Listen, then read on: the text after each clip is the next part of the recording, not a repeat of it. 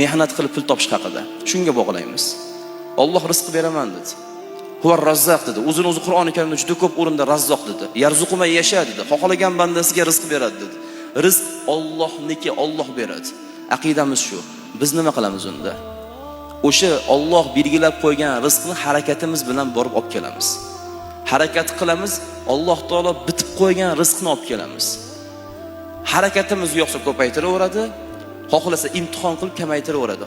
Biz esa to'xtamaymiz bergan va'damizdan. Sendan so'raymiz, harakatni o'zimiz qilamiz. Harakat qilishimiz shartmi? Qur'oni Karimda Alloh aytdi: "Famshu fi manakibiha." O'sha manakibihadagi ha olmoshi yer hisoblanadi. Yerning manokiblari, manokib degan arab tilida yelkalari, ya'ni atroflari degan ma'noda. Yerni atroflarida yuring, mehnat qiling va kulu min rizqih. Allohning beradigan rizqini yeng deyapti. Islom o'shaning uchun boqimandan yomon ko'radi.